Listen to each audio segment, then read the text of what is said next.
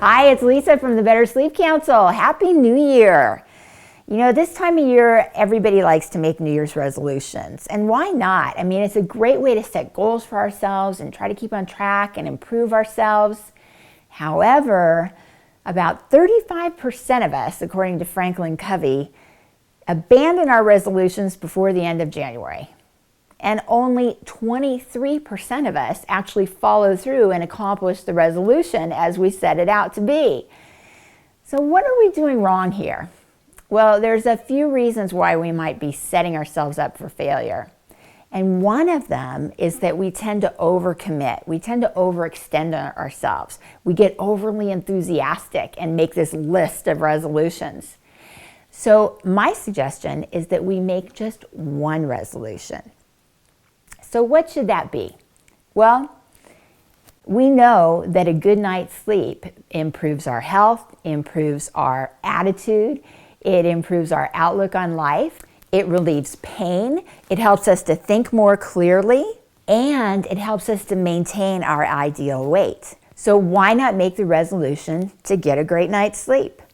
Okay, now the second reason our New Year's resolutions don't flow as easily as we'd like is because we're looking at the end result without looking at the steps it takes to get there. So the best way to look at the steps is to look at it as good habits that we need to get into. Mark Twain said, "A habit cannot be tossed out the window. It must be coaxed down the stairs a step at a time." And what are the good habits that you need for a good night's sleep?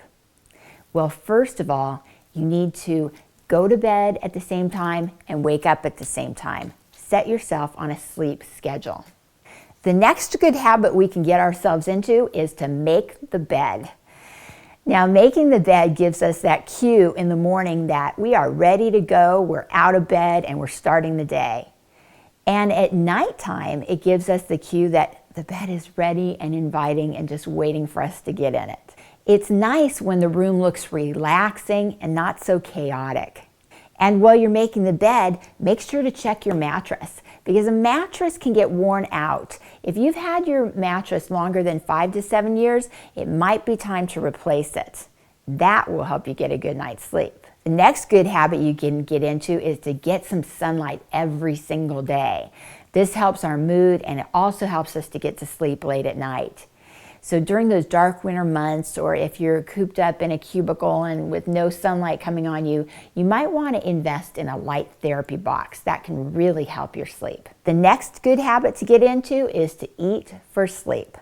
The best thing, of course, would be to eat your largest meal at noon when your digestion is its strongest, and eat a light meal for dinner.